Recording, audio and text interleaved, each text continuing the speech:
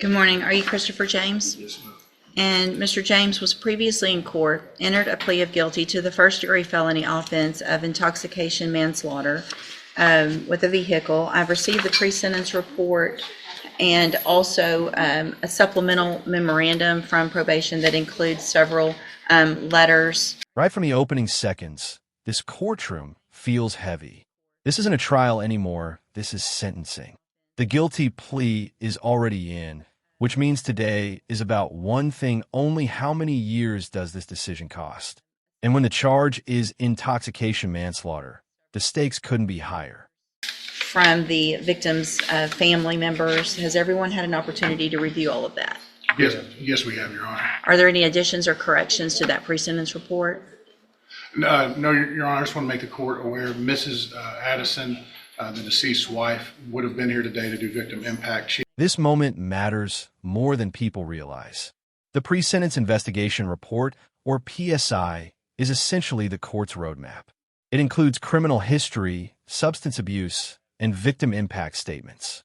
Judges rely heavily on this document when deciding punishment, especially in cases involving death. She had to go to the hospital yesterday. She's able to tune in, I believe, and watch us.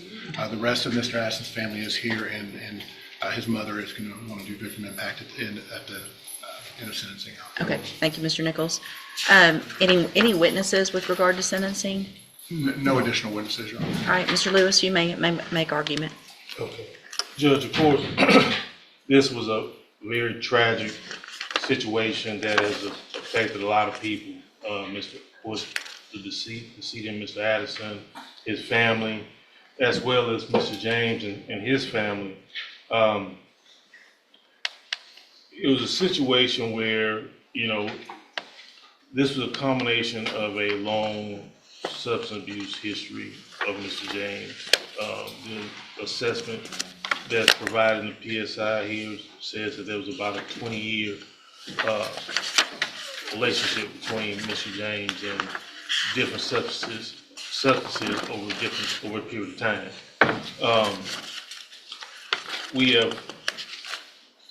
The one thing I can say is that once Mr. James went through this situation with this accident, he has been doing everything he can to try to better himself. Here's the defense strategy in full view: rehabilitation over punishment. Education, faith, certifications, all presented to show change. But in cases like this, the question becomes uncomfortable: how much personal growth offsets a life lost? That's the tightrope the defense is walking right now. He has got his high school diploma. He's was baptized and has definitely changed his ways and going to his faith and continuing in that regard. He's also got some different certifications that he was able to receive dealing with OSHA. I think it was Men's University, things of that nature to try to better himself, Judge. Now, it's no secret he does have a long criminal history. That even included dealing with PCP, which is the same substance that was involved in this accident, and as well as other serious offenses.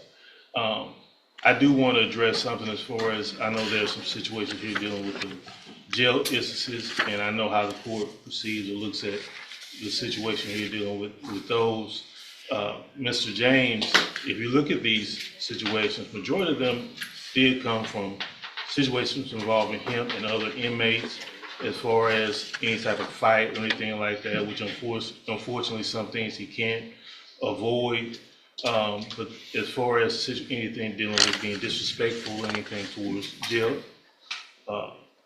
employees or things of that nature, there's one situation I think that they were talking about that it wasn't an actual write-up, but it was notated. He has been a trustee over there for a period of time at the jail as well. Now, I do want to point out that, of course, some of those situations that Mr. James was able to do to better himself, of course, could definitely increase his earning potential as far as what he has as far as his job situation. He does have significant family support. His brother is here today in the courtroom, who in any way is there to try to help him, including helping secure employment. My understanding is the plan, once he is able to be released, is for him to be moved to Houston, Harris County area, to be close to his brother, to help him with everything over there. Now PSI did have a recommendation for his different vehicles that support that's available to him through the probation department. What I will say is that everything that has been recommended, he definitely needs and will be better for him. We are not, and ourselves are not asking for a specific number or anything like that. We just want him to be able to, of course, make amends for this situation as much as possible, which could include some of the restitution there. I think the amount is over $100,000 for his restitution there to the family. Now, like I said, he has made a plan to try to better himself. He has a family that supports him. He is doing everything he can. He understands that this was a tragic accident, but one he was definitely responsible for. And what we're asking for is as much leniency as possible from the court, for him to be able to move forward with the situation, be able to make amends as much as possible. And I think he did provide a letter to the court as well to kind of speak to that as far as an apology letter that was to the family, his family. This is where the tone shifts completely. The prosecutor isn't just arguing facts, he's arguing protection, video evidence, repeat offenses, parole violations. In sentencing, prosecutors often frame the defendant not as who they are now, but as who they've proven they can be. The family of the victim as well as to the court, Judge. And I've received that. And so that's what we're asking for today, Judge, is for everything to be considered. We understand this is, you can't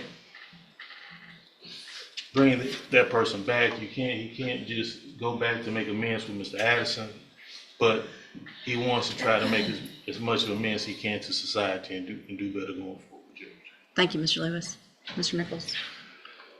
Your Honor, I think any consideration to Mr. James's due was given when he got a 50-year cap.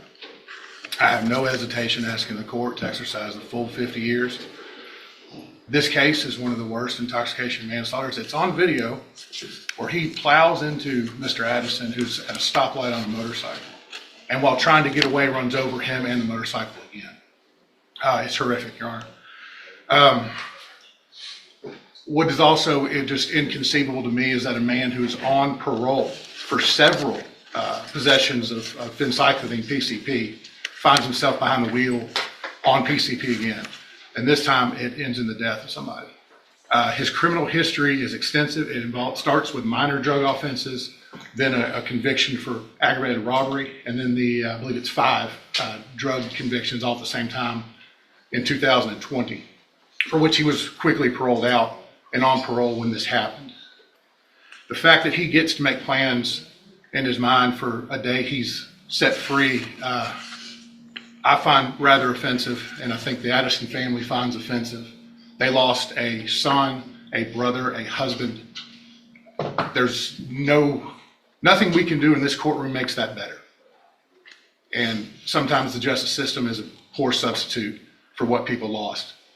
I think the best we can do at this point is this man spend 50 years. When a judge brings up prior DWIs, that's not commentary, that's justification. Repeat behavior strips away leniency. And when excuses clash with toxicology reports, credibility collapses fast. At this point, the courtroom already knows where this is heading.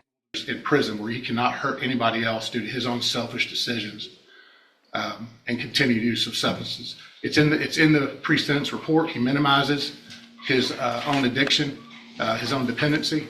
He even claimed he did not know how he could have gotten PCP in his system the day this happened, that maybe he touched a bottle and it transferred through his skin, and I find that reprehensible, Your Honor. And that's why I'm asking the court for that full 50 years.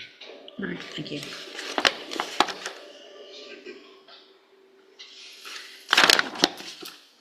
So, Mr. James, a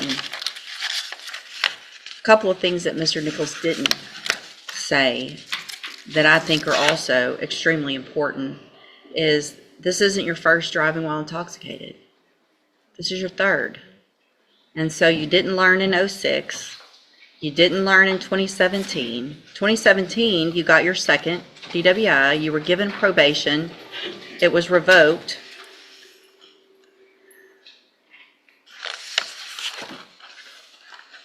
I appreciate that you entered a plea of guilty, because for myself and for the family, I'm glad we didn't have to see what it looks like this would look like on a video, because it is just horrible. And the fact that you are truly saying that you think you touched something and got PCP when you have had PCP cases over and over and over again, and you're on parole for possession of a controlled substance and you kill someone.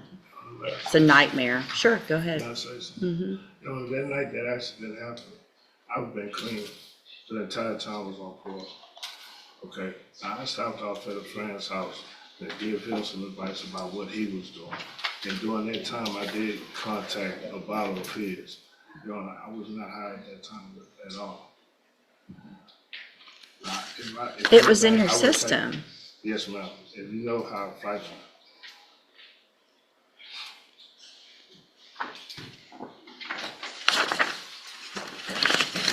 At this time,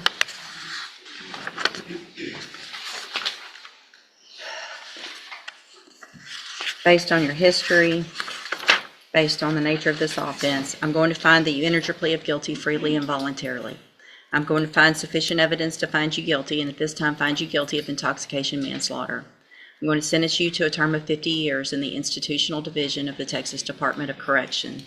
There will be a deadly weapon finding based on the indictment alleges a deadly weapon. You will receive credit on this sentence for any time that you've been in custody that the law gives you the right to receive. I'm going to hand you the trial court certification that shows this was an agreement and I followed it, and so you've waived your right to appeal. I have also handed you a written admonishment regarding your ineligibility to possess a firearm or ammunition. Because of the judgment entered against you, you're ineligible under Texas law to possess a firearm or ammunition. Possession of a firearm or ammunition could lead to charges against you. Firearm is a legal term, and you should read the written admonishment I provided you to see what devices qualify as a firearm. If you have questions about the laws that make you ineligible to possess a firearm or ammunition, or about how long that lasts, you can talk with Mr. Lewis.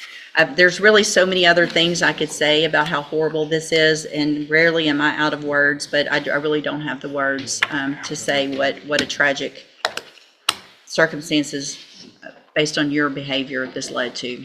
Y'all can have a seat at council table for the victim impact statement, and we'll go off the record. Do you want me to leave it on for the other family member to hear? I think that would If be the a great family member's idea. okay, that's given the statement, then I'll leave it Mrs. on. Addison, I mean, yeah. If she is not comfortable, then I'll turn it off. I'll ask. Judge asked you, normally we would turn this YouTube off. Do you want us to leave it on so we're not? Okay, thank you. Yes, sure. She asked that we leave it on so Mrs. Monica Addison, your wife, and Mrs. can watch. Do you, I don't know that they'll be able to hear her unless y'all move a little closer, but if you're fine where you are, that's fine too. Just, Okay. okay. First, I have to give honor to God, to the judge and everybody in this courtroom. I stand representing my family, Monica's absence and some of my grandbaby's absence because of college and the one that's here. My daughter, my husband, and my nephew. We have had a tremendous loss. And someone that carelessly drove a vehicle and just took my baby life. Praise God instantly, because I couldn't stand to see him suffer. But after vacation and joined him that same day, speaking to him 3 times before he left. And then a phone call come. We had a beautiful day talking 3 times that day. And a phone call come. I missed the call in Monica telling me he's in the hospital. I get there, my baby is dead. My firstborn. Very close family. We did our anniversary dinner together, his wife and I. We had a day separation anniversary. We had lunches together for our anniversaries, backyard picnics, birthday celebrations, our grandbabies, his grandbabies. Finally get to be adults, praise God. They're getting ready to enter college. My son is in his happiest moment. Everything he wanted to do. He had his motorcycle, his car, his house, take where his kids growing. Like everything was just in order. And bam, it's just taken away in an instant. Behind someone who got behind the wheel, not able to drive, and I heard drug my baby. Till this day, 3 years, I can't pass that way. I can't cross that intersection, not even far from my church, closest to me to get home. I can't make myself drive that way. And I wake up out of my sleep crying. That's crazy because of a death taken too soon. This is the part no sentence can fix. Victim impact statements aren't about punishment, they're about reality. Years pass, wounds don't close, and loss doesn't age out. So here's the question for you watching: when addiction, choice, and consequence collide, what does justice really look like? It's something like drinking or drugs. Why? I can't communicate with anyone in my family because everybody's bedridden. I'm a baby girl. I have nobody but Jesus to go to that understand my hurts. I don't want to disturb my family. They're sick. And to know that I'm standing here 3 years later, you should have been come to court for that. I've been hurting and crying, standing for my family, holding myself together. If you ever could see the ripples in my heart behind my loss, that I try to stay tall for my family, for my grandbabies and my daughter and my husband. It's hard. No church can even help me because it's hard. Nobody understands my pain but Jesus. And I think whatever they give you today, you well deserve. I don't wish you no bad luck in there, but you're gonna once again remember not only the hurt you caused me, but you're gonna relive the life that you have taken because you're gonna see hard times. It's not gonna be straight for you. Thank you. Thank you, ma'am. All right, you can go back with the bailiff. Thank you, ma'am.